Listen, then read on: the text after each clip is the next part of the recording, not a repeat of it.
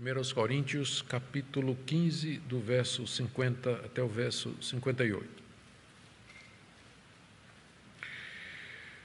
Com isso quero dizer, irmãos, que a carne e o sangue não podem herdar o reino de Deus, nem a corrupção herdar a incorrupção.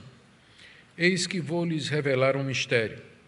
Nem todos dormiremos, mas todos seremos transformados. No momento, no abrir e fechar de olhos, ao ressoar da última trombeta. A trombeta soará, os mortos ressuscitarão incorruptíveis e nós seremos transformados. Porque é necessário que esse corpo corruptível se revista da incorruptibilidade e que o corpo mortal se revista da imortalidade. E quando esse corpo corruptível se revestir de incorruptibilidade e o que é mortal se revestir de imortalidade, então se cumprirá a palavra que está escrita. Tragada foi a morte pela vitória. Onde está a morte, a sua vitória? Onde está a morte, o seu aguilhão? O aguilhão da morte é o pecado, e a força do pecado é a lei. Graças a Deus, que nos dá vitória por meio de nosso Senhor Jesus Cristo.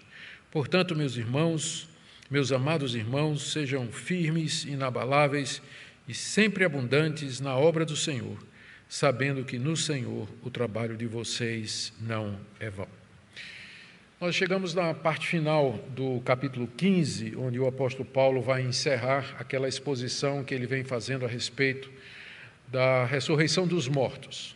Esse assunto, como vocês sabem, foi provocado por um grupo de pessoas da igreja de Corinto que afirmavam que não tinha ressurreição. Eles eram ou saduceus, que tinham se convencido do cristianismo, mas ainda mantinham aquelas crenças do saduceísmo. Vocês lembram que a diferença do saduceu, uma das, dos saduceus e dos fariseus, é que o saduceu não cria em ressurreição, não cria em espírito e não cria em anjo, enquanto que os fariseus afirmavam essas três coisas. Então, é possível que um grupo de saduceus achou que, de fato, Jesus era o Messias, creu, entrou na igreja de Corinto, mas ainda mantinha aquelas ideias a respeito da sua forma antiga de ver o mundo, do saduceísmo, o que é muito comum. A pessoa se converte, ela entra na igreja e leva bastante tempo até que ela ajuste o seu pensamento à maneira cristã de pensar. Ela ainda guarda resquícios das suas formas de pensamento. O ponto é que o apóstolo Paulo resolveu encarar esse assunto e com muita seriedade. Esse é o maior capítulo da carta, capítulo 15, onde o apóstolo Paulo apresenta todo tipo de argumento para corrigir esses irmãos. Ele lembra o evangelho que ele pregou lá em Corinto, onde a ressurreição de Cristo era ponto central e a ressurreição dos mortos também. Ele traz argumentos a partir das Escrituras, as evidências da Bíblia. Ele fala do testemunho de pessoas que viram Jesus pessoalmente depois da ressurreição. Paulo era uma dessas pessoas. Ele diz, inclusive, que ele foi o último a quem Cristo apareceu com o corpo da ressurreição. Ele mostra os resultados desastrosos para o cristão se Cristo não ressuscitou e, portanto, não há ressurreição de mortos, e procura, como um pastor atencioso, responder às dúvidas daquele grupo, como, por exemplo, talvez a dúvida não era nem sincera, a respeito do tipo do corpo, que tipo de carne ou corpo seria aquele da ressurreição, como é que ele viria e qual a distinção dele para com os demais corpos já existentes aqui. Tudo isso o apóstolo Paulo trata nesse capítulo e ele agora, no final, está pronto para tratar de uma última questão que é levantada pelo resumo que ele faz aqui no verso 50. No verso 50 ele resume praticamente tudo o que ele disse até agora. Com isso, quero dizer, irmãos, que a carne e o sangue não podem herdar o reino de Deus e nem a corrupção herdar a corrupção. Com isso, se refere a tudo o que ele disse até agora, não é? Até o verso 49. Com tudo isso que eu falei até agora, ou tudo isso que eu falei até agora se resume num ponto, que do jeito que nós estamos, nós não podemos herdar o reino de Deus. precisa a gente entender o que é que Paulo está dizendo aqui. Ele está dizendo que existe uma incompatibilidade entre a nossa forma humana, decaída, pecaminosa de viver, e o reino de Deus. De forma que, do jeito que nós estamos, nós não temos como herdar o reino de Deus. O reino de Deus é o resultado do seu plano final. Aquilo que ele começou lá na eternidade. Aquilo para o que muita gente pergunta: por que Deus criou o mundo? Por que Ele criou o homem? Por que botou o homem no jardim? Por que botou uma cobra no jardim? Por que tinha uma árvore no jardim? Deus não sabia que o homem ia pecar? A resposta é que o plano de Deus, no final, era estabelecer o seu reino aqui no universo que Ele criou, reino esse onde Ele reinaria, receberia toda a glória de criaturas suas que voluntariamente o serviriam, tendo já vencido o problema fundamental do mal e do pecado. Esse é o plano de Deus, sempre foi o plano de Deus desde o início. E parte desse plano inclui Deus dar a esse povo que Ele preparou desde a eternidade o usufruto e o gozo, a alegria e a felicidade de herdar o seu reino como filhos queridos, como viver nesse reino, que, nas palavras do profeta Isaías, copiadas pelo apóstolo Pedro, é chamado às vezes de o novo céu e a nova terra. Também está lá no livro de Apocalipse, viu um novo céu e uma nova terra. Três lugares da Bíblia se referem à consumação final do reino de Deus como sendo a criação de um universo novo, a partir desse universo que está se perdendo, que está sendo condenado. Maldita é a terra por tua causa. Foi assim que Deus amaldiçoou a sua criação depois do pecado do homem. E Ele está fazendo um mundo novo, Ele vai fazer um mundo novo a partir desse mundo atual. Só que nós, como estamos, não temos como entrar nesse reino novo, porque nós somos pecadores, somos corrompidos, somos inclinados a todo mal. Todas as nossas faculdades, de alguma forma, estão manchadas pela rebelião contra Deus, e esse reino final de Deus é um reino de pureza, é um reino de santidade, é um reino de perfeição absoluta, de amor indizível, e de forma que nós, como estamos, não temos como entrar nesse reino, nós não podemos participar dessa nova criação que Deus está fazendo. É por isso, então, que vai ter ressurreição de mortos. Por isso que os mortos vão ressuscitar com um corpo diferente. E não só diferente em termos da consistência, comparado com de aves, animais e répteis e peixes, conforme nós já vimos na mensagem anterior, mas diferente com respeito, eticamente diferente. É um corpo onde não há mais pecado, esse corpo que nós teremos na ressurreição, ele é um corpo onde o pecado não está mais presente, ele é um corpo incorruptível, ele não se deteriora, ele não fica velho, ele não adoece, ele não morre, e é o corpo ideal e que está perfeitamente adequado e foi preparado por Deus exatamente, ele é totalmente compatível com o reino de Deus na sua forma final. O problema é que, do jeito que a gente está agora, nós somos incompatíveis, não tem como a gente herdar o reino de Deus ou habitar nesse mundo novo. É por isso que tem, então, a ressurreição. A ressurreição consiste nessa transformação, nessa habilitação. Paulo, inclusive, usou várias figuras, vocês lembram disso, das analogias, né? Da semente, por exemplo, a semente que é lançada, que morre, e aí brota um novo corpo, uma nova realidade, que é diferente e similar em alguns aspectos à primeira realidade. Então, é isso o resumo do que Paulo disse até agora. Eu quero dizer, irmãos, com isso eu quero dizer, irmãos, que a carne e o sangue, quer dizer, do jeito que a gente está, nós não podemos herdar o reino de Deus. Nessa situação que nós vivemos, nós não podemos herdar o reino de Deus na sua plenitude. E nem a corrupção é o estado atual do mundo, de decaimento, de apodrecimento, de desfalecimento, de doença, de morte, de ódio, de violência, nem a corrupção pode herdar a incorrupção. que é o nome que Paulo usa para se referir ao reino de Deus que se aproxima. Ele é um reino onde não há corrupção. Corrupção aqui não no sentido moral que a gente usa com relação a político, né? Mas o decaimento, a degeneração, deteriorização, como um corpo que é sepultado e com o passar do tempo ele vai se desfazendo ali.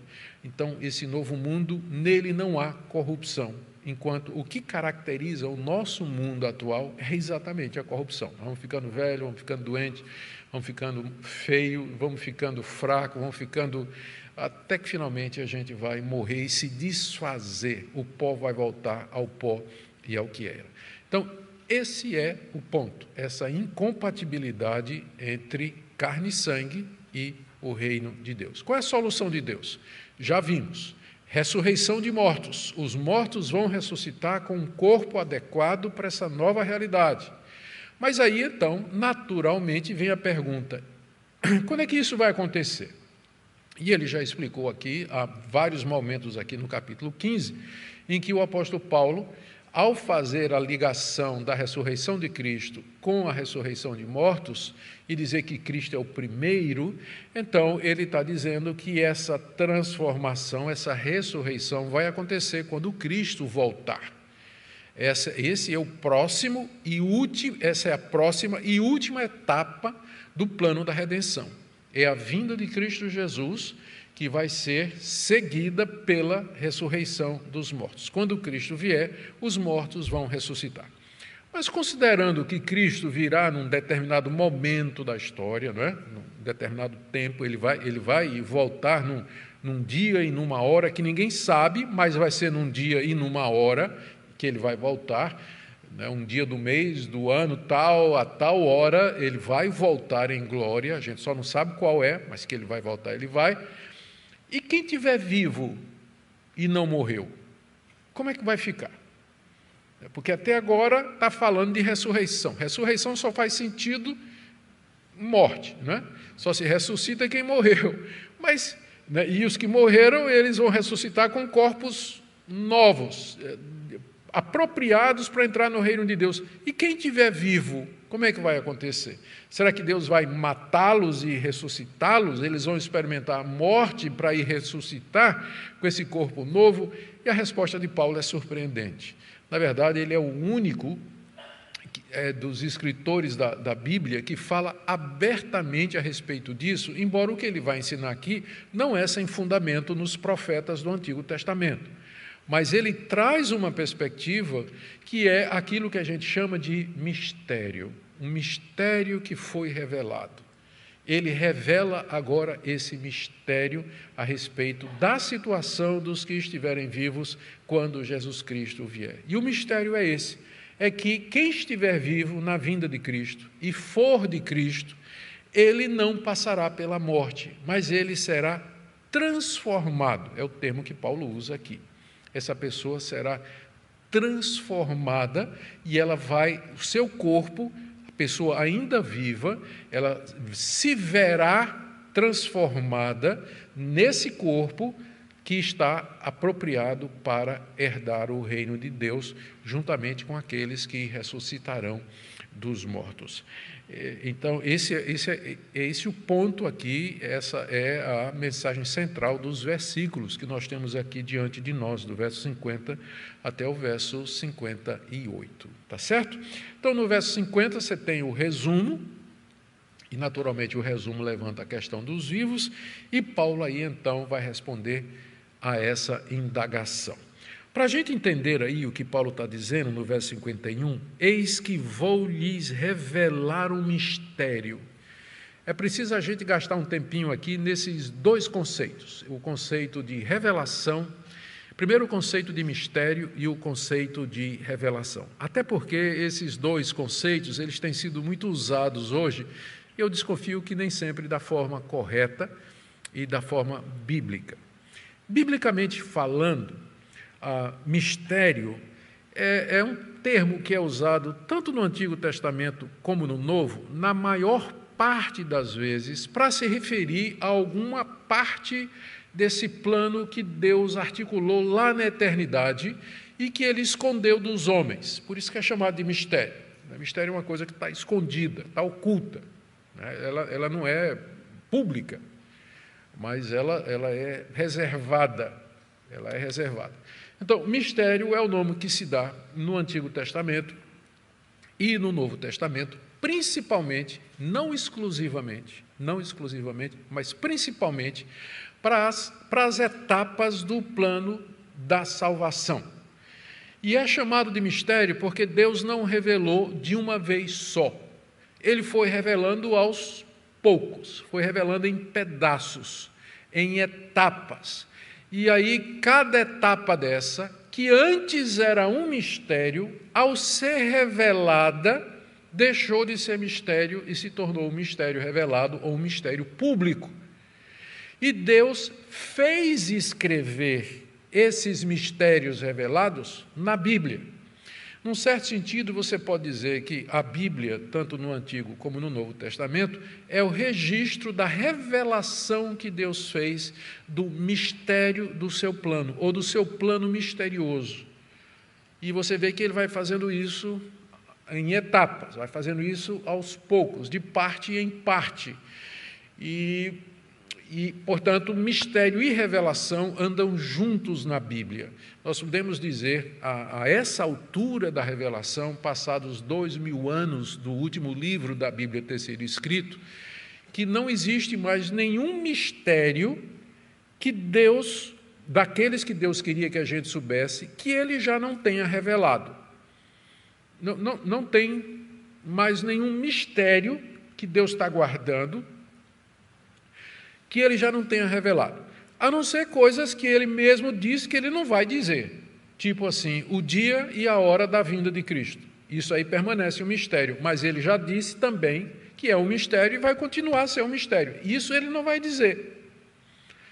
Mas tudo mais que tem a ver com o plano da redenção, Deus já revelou. Portanto, mistério no Novo Testamento é mistério revelado.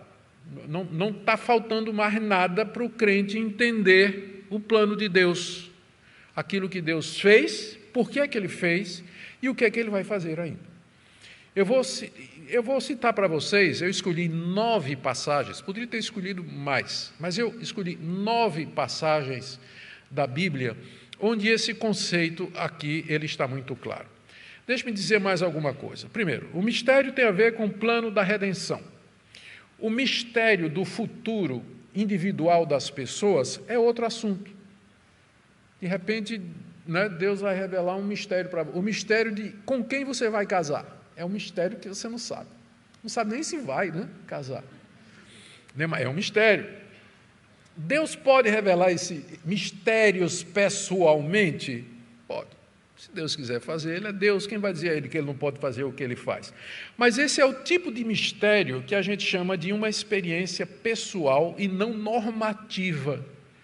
Você agora não vai pegar, pelo fato de que Deus lhe deu uma visão, dizendo que você vai casar com aquela pessoa, e aí você casou com aquela pessoa, isso não dá a você o direito de abrir uma igreja dizendo a igreja dos revelados a respeito do casamento, com base numa experiência pessoal sua. Entende? É diferente desses mistérios bíblicos. É diferente desses mistérios bíblicos, porque eles são públicos. Eles têm a ver com a redenção da humanidade, não tem a ver com o destino pessoal de um indivíduo. Não tem. Se Deus quiser dizer a você o número da loteria, não é para você ser rico, Deus pode fazer isso, só que eu nunca soube o que Ele fez. Eu nunca soube o que Ele fez. Então, Deus pode. Ele é Deus, nós não vamos colocar aqui nenhuma trava, ou limite, ou freio em Deus. Mas eu estou dizendo que não é nesse sentido que a palavra mistério é comumente usada na Bíblia. Quando fala de mistério revelado, tem a ver com pertinente ao plano de Deus e à sua redenção. Essa é a primeira coisa. A segunda coisa, por incrível que pareça, essas revelações, a revelação desses mistérios do plano da redenção, no Antigo Testamento, geralmente foram feitas, Deus deu aos profetas, e aqui você pode pensar nos grandes profetas, os profetas maiores, Isaías, Jeremias, Ezequiel e Daniel, e nos profetas menores. Foi a eles que Deus revelou os mistérios do seu plano de salvação. E no Novo Testamento, por incrível que pareça, a gente poderia pensar que seriam os profetas do Novo Testamento, mas não é. Quem recebe os mistérios, quem recebe a revelação dos mistérios do plano de Deus, não são os profetas do Novo Testamento, tipo aqueles profetas que tinham lá em Corinto, mas aqui, né, em Corinto, mas eram os apóstolos. Os apóstolos é que são os sucessores dos grandes profetas do Antigo Testamento. Eles são os sucessores. Os profetas do Novo Testamento, como a gente tem procurado mostrar aqui, eles eram mais pregadores locais. Eram pessoas que tinham autonomia na sua igreja e a quem Deus ocasionalmente trazia uma mensagem que a pessoa trazia para a igreja, uma mensagem de edificação, uma mensagem de conforto, alguma coisa desse tipo. Eventualmente aparecia um Ágabo, né? Lembra do profeta Ágabo no livro de Atos? Mas, mais uma vez, ali o que ele fala tem a ver com o ministério do apóstolo Paulo. A ida de Paulo a Jerusalém por conta de uma grande fome que haveria, que ele profetiza, e que lá Paulo seria preso e testificaria em Roma. Está tratando da vida de um apóstolo de Jesus Cristo. Então, são ocasiões excepcionais que a gente precisa ter cuidado antes de tornar normativo, antes de pegar isso e dizer e fazer uma doutrina, olha, Deus hoje, ele fica adivinhando, né, dando a alguma pessoa o dom de ficar sabendo o que é que está acontecendo na vida dos outros e anunciar o futuro. Precisamos ter muito cuidado. Deus pode fazer? Pode. Mas a gente precisa ter cuidado com esse tipo de coisa, porque tem tanto absurdo, gente, a respeito disso, que a gente fica até constrangido, né, em contar algumas experiências desse tipo. Mas vamos lá. A terceira coisa a respeito desse binômio, né, mistério revelado, primeiro é que tem a ver com o plano da redenção. Segundo, profetas do Antigo Testamento, apóstolos do Novo. Terceiro é que quase sempre, nem sempre, mas na grande maioria das vezes, esse mistério, quando é revelado, ele é revelado com base numa revelação anterior. Explico. Aqui mesmo, a gente vai ver que quando Paulo vai explicar esse mistério, o que é que vai acontecer com as pessoas que estão vivas, ele não vai fazer isso do nada. Ele vai citar duas passagens do Antigo Testamento, que se você lesse, sem conhecer 1 Coríntios, você nunca ia ver o que é que Paulo está vendo lá. Você vai ler aquela passagem e dizer, mas como é que Paulo viu isso aqui? Mas exatamente porque ele é apóstolo, porque ele tem revelação da parte de Deus, dos mistérios de Deus, é que ele vai dizer, essas duas passagens aqui têm a ver com a transformação dos vivos na vinda de Cristo Jesus. Só Paulo poderia dizer isso. Eu, como intérprete, como pastor, eu não posso dizer, porque eu não tenho revelação, eu não sou inspirado para fazer esse tipo de interpretação. Não sou. Como Mateus, por exemplo. No livro do profeta Oséias, está escrito lá, o profeta Oséias diz, do Egito tirei meu filho. Quando você lê o profeta Oséias, está óbvio que Oséias está falando da saída de Israel da terra do Egito, o êxodo, com Moisés liderando, abriu o Mar Vermelho, mandou 10 pragas, do Egito chamei meu filho. O filho ali é a nação de Israel. Mateus chega, pega essa passagem e diz, e aí Maria e José vieram com o menino do Egito para a Galileia, para se cumprir, aliás, para Belém, agora esqueço qual é a cidade, para se cumprir o que foi dito pelo profeta, do Egito chamei meu filho. Agora, Mateus já está aplicando aquilo ali, o filho agora é Jesus que está vindo do Egito. Se Mateus não tivesse dito que aquela passagem de Oséias tinha a ver com a infância de Jesus, você nunca ia descobrir. Mas por que Mateus sabe? Porque ele é apóstolo, porque ele é inspirado por Deus, porque ele tem o dom da interpretação, por assim dizer, infalível, porque ele podia escrever escritura. Você não pode e eu não posso. Eu não posso descobrir sentidos na Bíblia que, né, absurdo. A única coisa que eu posso fazer é estudar a Bíblia e tentar entender o que é que os autores bíblicos queriam dizer com aquilo que eles escreveram, que é o que a gente faz toda segunda-feira aqui. Mas eu não posso trazer para vocês, meus irmãos, eu tenho aqui, vou revelar um mistério a vocês, uma coisa que ninguém nunca ouviu antes, mas que está lá no profeta Isaías. O dia e a hora da vinda de Jesus Cristo. Pode apedrejar que é falso profeta. Não deixa nem eu passar daquela porta ali, por favor. Tá? Então,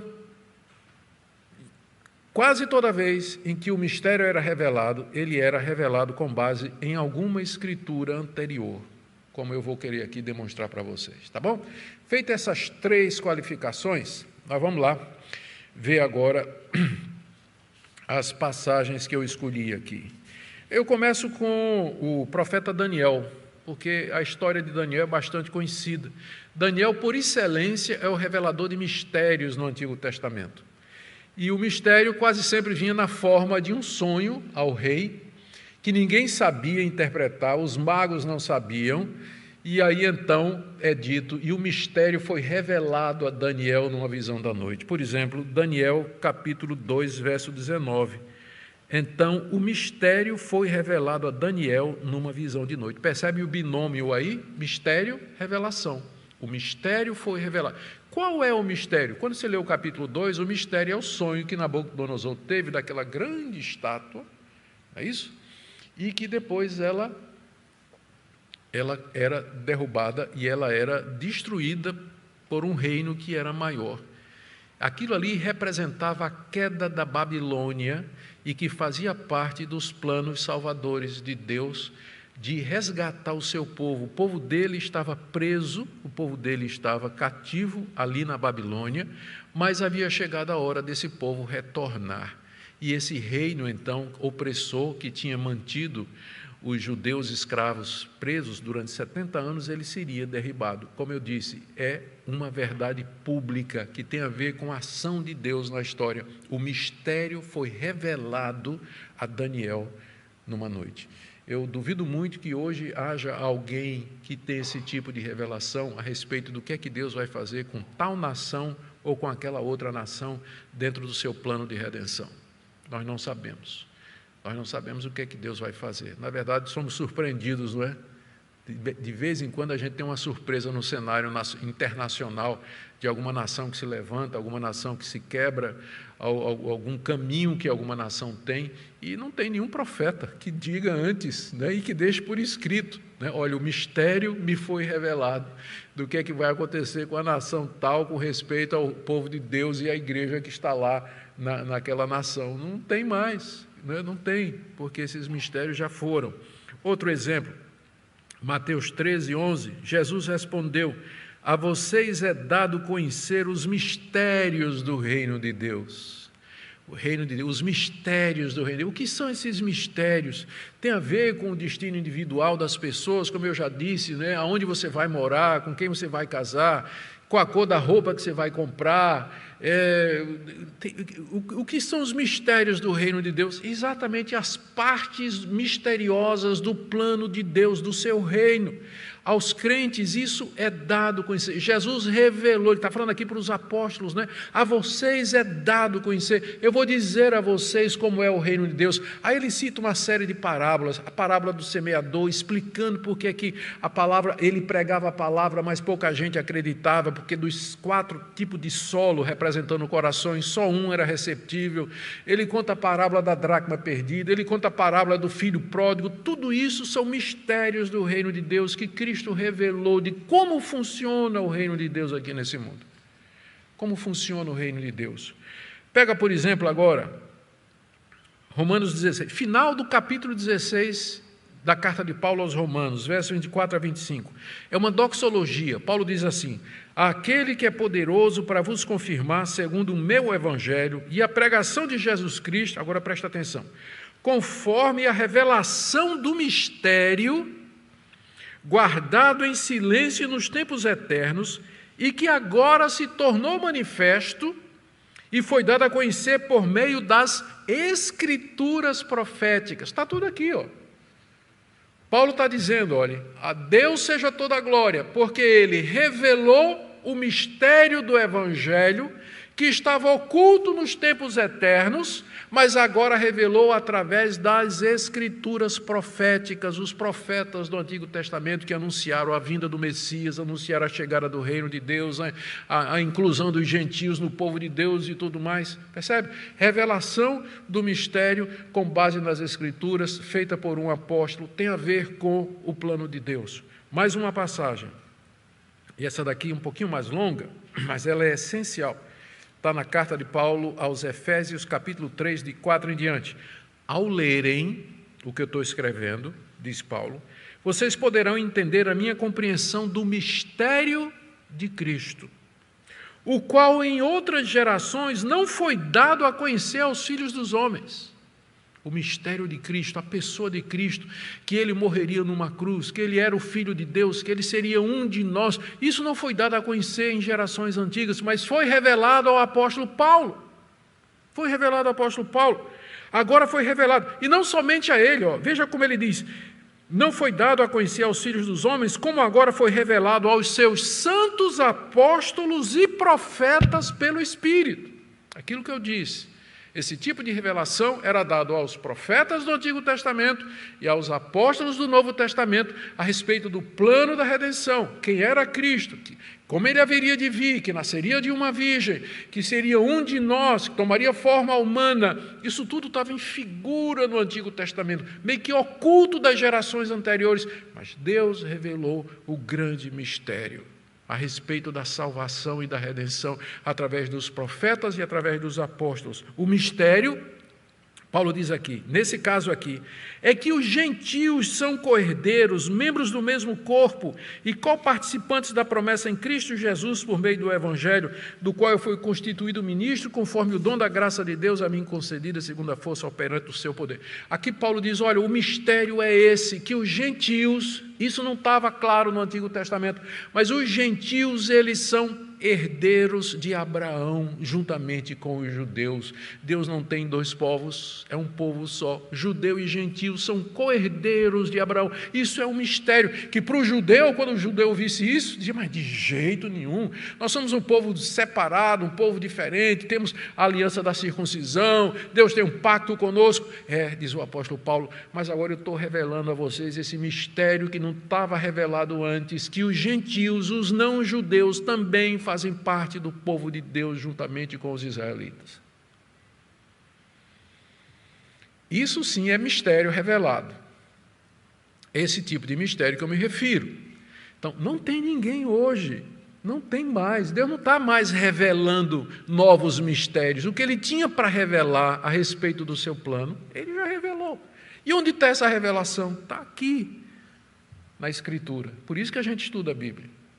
Para a gente conhecer os mistérios revelados de Deus e para entendermos o seu plano. Parou? Não.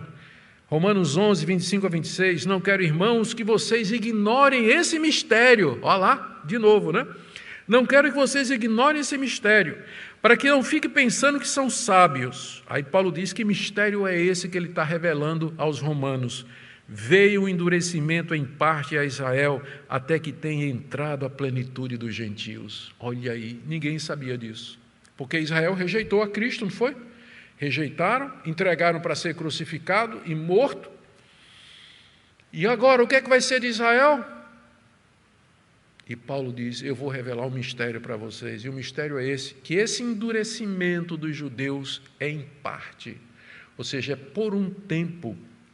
Como ele diz aqui, continuando, até que tenha entrado a plenitude dos gentios, ou seja, quando Deus terminar de chamar o último gentio eleito, quando o número dos eleitos se completar entre os gentios, então esse endurecimento dos judeus vai ser tirado. E aí, como está escrito, lembra que eu falei que a revelação dos mistérios era sempre com base na Escritura?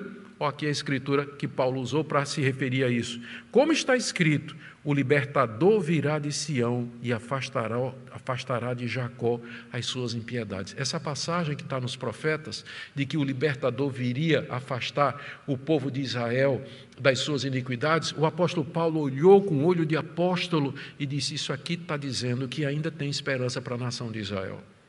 e que os judeus vão se converter próximo da vinda de Jesus, e tem sido essa a esperança dos cristãos, um grande avivamento na nação de Israel antes da vinda de Jesus Cristo, com base nisso que Paulo está dizendo aqui, nesse mistério que foi revelado. Nesse mistério que foi revelado. Não é que Deus tem dois povos, Deus só tem um povo. Só que essa banda do povo de Deus que está endurecida, não é? Que portanto precisa se converter, vai se voltar ao Messias próximo da vinda dele. Outro mistério aqui, olha, 1 Coríntios 2, de 7 a 8, transmitimos a sabedoria de Deus em mistério, a sabedoria que estava oculta, que Deus predestinou ou predeterminou desde a eternidade para a nossa glória. Nenhum dos poderosos desse mundo conheceu essa sabedoria, porque se tivessem conhecido, jamais teriam crucificado o Senhor da glória. Como está escrito, aí ele cita Isaías, nem olhos viram, nem ouvidos ouviram, nem subiu o coração humano aquilo que Deus preparou para aqueles que o amam. Mais uma vez, Paulo usando a Escritura para revelar mistérios. E que mistério é esse? Que o Messias, o Salvador do mundo, ele viria de forma humilde, a ponto de que os poderosos desse mundo não o reconheceram. Se tivesse reconhecido, não teriam crucificado. De onde é que Paulo tirou esse mistério? Ele tira dessa passagem de Isaías: olhos não viram, ouvidos não ouviram, não subiu o coração humano aquilo que Deus preparou para aqueles que o amam. Paulo não está falando do céu, ele está falando de Cristo. Ele está falando de Cristo. Mais um mistério revelado. Colossenses 1, 26 a 27, o mistério que esteve oculto durante séculos e gerações, mas que agora foi manifestado aos seus santos. A estes Deus quis dar a conhecer a riqueza da glória deste mistério entre os gentios, que é Cristo em vocês, a esperança da glória. Que mistério é esse que Paulo diz aqui, que esteve escondido durante séculos, mas agora foi manifestado aos crentes, a quem Deus quis dar a conhecer a riqueza da glória desse mistério? Que mistério é esse? A resposta é Cristo em vós, esperança da glória. Esse é o grande mistério, que agora foi revelado. Não é mais mistério, né? Porque agora está revelado. Está aqui reveladinho para nós. Como eu disse, todo mistério bíblico é mistério revelado. Não tem mais nada oculto que Deus queira nos dizer. Você pode, talvez, perguntar, mas a identidade do anticristo? Esse mistério não está revelado. Deus também não prometeu que revelaria, mas ele deu informações a respeito do anticristo, como seria, o que é que ele faria, qual era a posição dele. Isso tudo o apóstolo Paulo fala, o livro de Apocalipse fala, 1 de João fala. O anticristo, ele é alguém que toma o lugar de Cristo, ele nega a encarnação de Cristo, ele vai procurar destruir o povo de Deus, vai se assentar, ou vai querer parecer Deus para as pessoas. Então, tudo isso já está revelado, a gente já sabe o suficiente, aquilo que Deus considera suficiente. Última passagem, que é essa, agora que nós estamos estudando. Eu fiz todo esse arrudeio para chegar na passagem que nós estamos lendo aqui, para você entender o que é que Paulo diz. Eis que vou lhes revelar um mistério. É o verso 51. Nem todos dormiremos, mas todos seremos transformados no momento, no abrir e fechar de olhos, ao ressoar da última trombeta. A trombeta soará, os mortos ressuscitarão incorruptíveis e nós seremos transformados. Observe os seguintes pontos aqui nessa passagem, que está na mesma categoria de todas aquelas outras que eu citei e que falam dos mistérios, ou do mistério, ou das partes misteriosas do plano de Deus. Primeiro, que você nota aqui que o apóstolo Paulo, ele está dizendo, o que é que ele nos revela? Primeiro, nem todos dormiremos. Então, nota que ele fala na primeira pessoa do plural. É como se ele tivesse esperança de que ele faria parte disso, né? A gente percebe às vezes em Paulo, ele trai um pouco a expectativa que ele tem de que ele vai estar vivo quando Cristo vier, que Cristo voltaria durante o tempo da sua vida. Aqui é uma passagem, né? Nem todos dormiremos. Ele está na primeira do plural, né? Nem todos nós dormiremos. Então, ele tinha essa esperança de que ainda durante a sua vida, o Senhor Jesus haveria de voltar. Quando eu falo dormir, eu já expliquei isso aqui, não é? Mas sempre é bom explicar. Dormir aqui não significa que depois da morte você vai entrar em inconsciência ou sono da alma. Mas sempre a palavra dormir, e você percebe, o contexto nos ajuda a ver isso, é usada no contexto da ressurreição. Da mesma forma que alguém vai dormir e depois acorda. A morte para o crente é um sono, não porque ele fica inconsciente, mas é porque ele vai dormir e ele vai acordar, ele vai ressuscitar. É por isso que é chamado de dormir. O crente dorme, não é porque ele fica inconsciente, mas porque ele vai acordar. Deus vai tirá-lo da sepultura. Paulo está dizendo, nem todos dormiremos, nem todos nós morreremos. Essa é a primeira coisa que ele vai revelar. E olha, isso aqui é uma revelação mesmo, é um mistério mesmo, porque está escrito que o salário do pecado é a morte. A exceção a isso foi Elias, que subiu aos céus numa carruagem de fogo, e Enoque, no Antigo Testamento, que foi trasladado para não ver a morte. São só 2 pessoas em toda a história da humanidade que nunca morreu. E agora Paulo revela esse mistério, que por ocasião da vinda de Cristo, os crentes que estiverem vivos, eles não morrerão. Haverá uma geração que não vai morrer, não vai experimentar morte. Segundo, seremos todos transformados. Isso aqui eu já falei, não vou nem voltar, não é? A transformação do corpo atual, corrupção, mortalidade, desonra, fraqueza, no corpo apropriado para o reino dos céus, que é o corpo imortal, incorruptível, o corpo eterno, semelhante ao corpo de Cristo. Nós seremos transformados ainda vivos. Deve ser uma experiência extraordinária, não é? Deve ser uma coisa que desafia qualquer descrição. Terceira coisa, isso vai acontecer assim, num momento, num abrir e fechar de olhos. Não vai ser um processo, mas vai ser algo instantâneo. Paulo está usando o que ele conhecia como sendo a coisa mais rápida do mundo, que era o piscar de olhos. Hoje a gente sabe que não é, né? Tem coisa muito mais rápida do que o piscar de olhos, como, por exemplo, passar um Pix. Mas, tirando isso, naquela época a coisa mais rápida era piscar de olho. Então, iria ser uma coisa instantânea assim. Quarta coisa que ele diz aqui, a trombeta, que será ao ressoar da última trombeta. Por que a última trombeta? As trombetas anunciam os atos de Deus. Toda vez que um rei ia fazer um pronunciamento, ou que o rei chegava numa cidade, ele era precedido pelos trombeteiros que tocavam anunciando a chegada do rei. Então, a vinda do Senhor Jesus será anunciada pelos anjos tocando trombeta. E como a vinda de Cristo é o último ato do plano da redenção, ele se refere a isso como sendo ao ressoar da última trombeta, porque não tem mais outra. Não vai ter mais nenhum outro ato. Termina a história desse mundo com a vinda de Cristo. Eu sei que tem irmãos que creem no milênio, 1000 anos terrenos e tudo mais, não é? Somos irmãos do mesmo jeito. Se tiver um milênio, ótimo, eu também vou para ele com você, glória a Deus. Estou feliz com isso, não?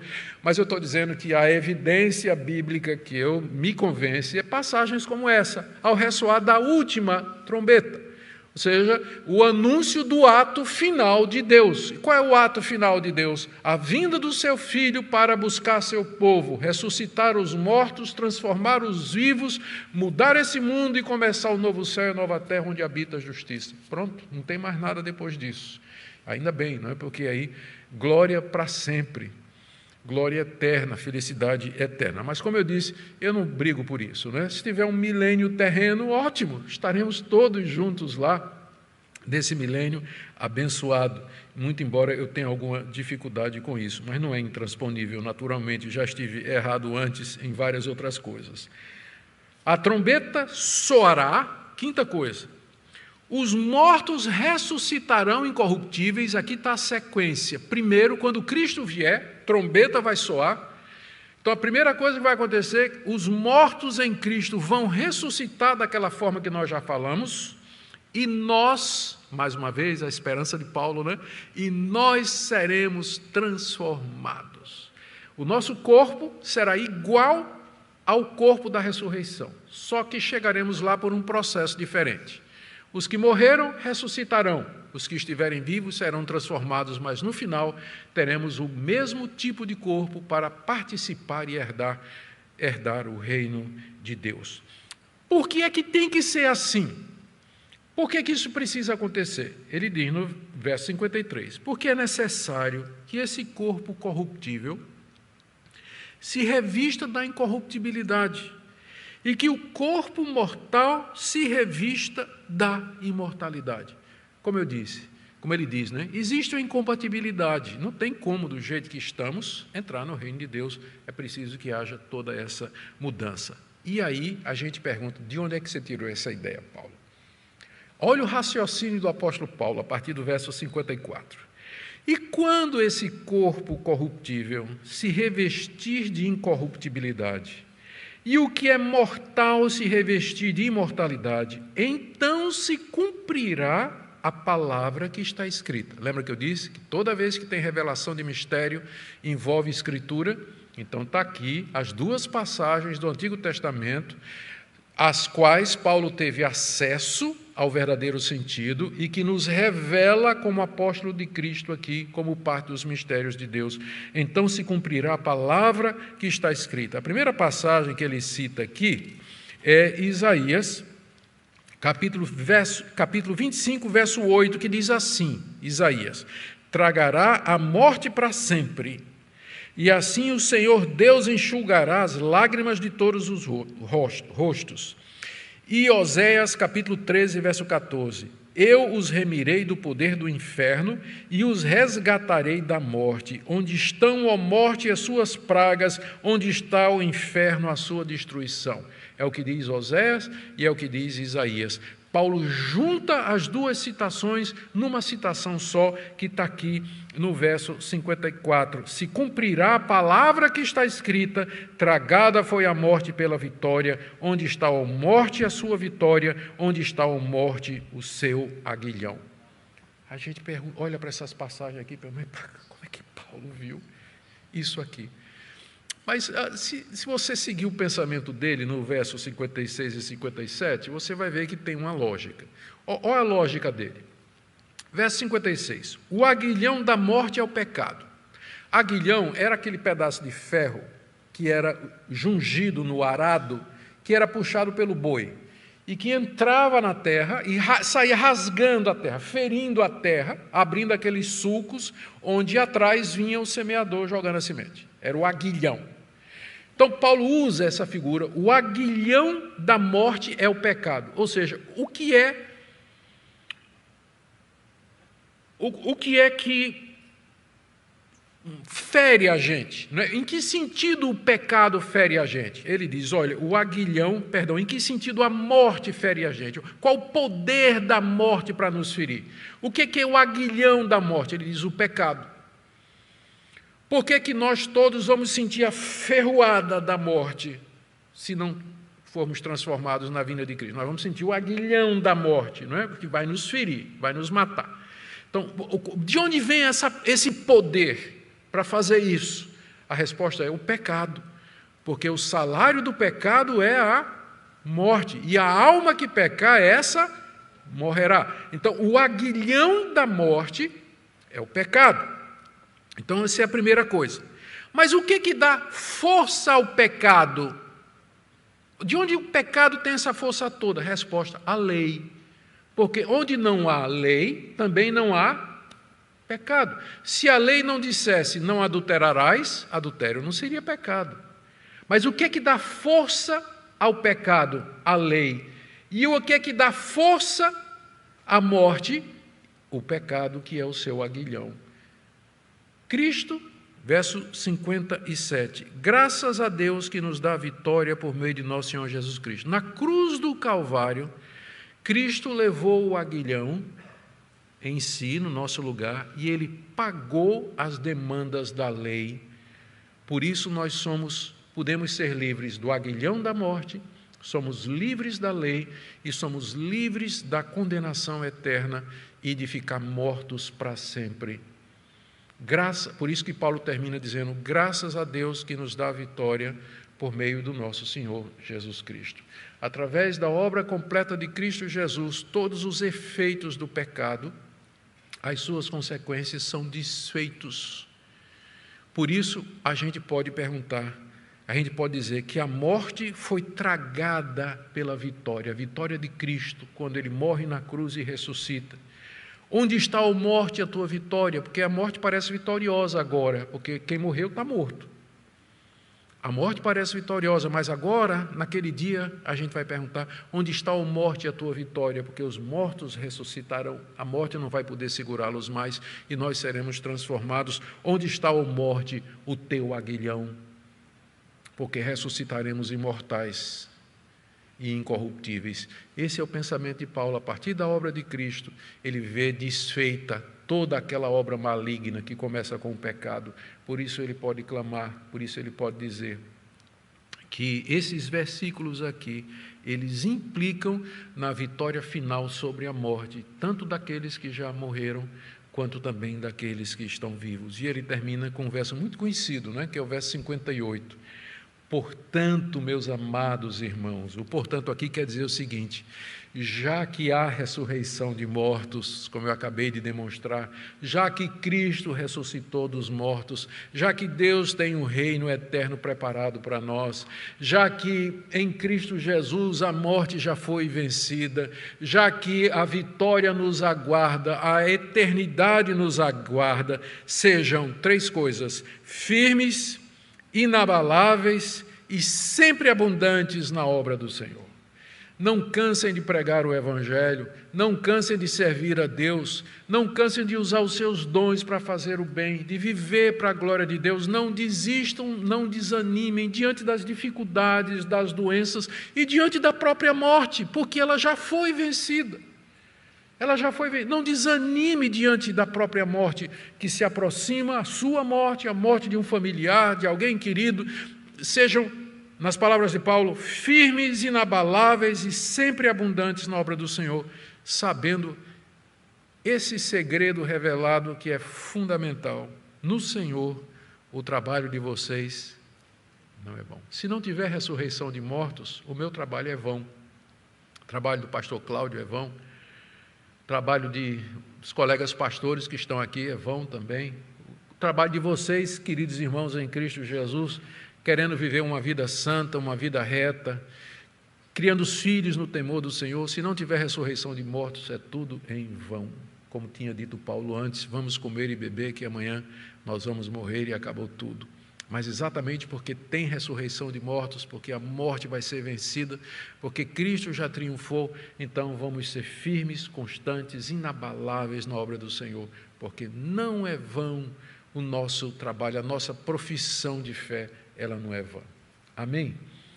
Que Deus console vocês, irmãos, e anime com essas palavras, nesses dias difíceis, né, que nós precisamos de conforto, de consolação, e nós encontramos nesse Evangelho maravilhoso que Deus nos concede. Amém?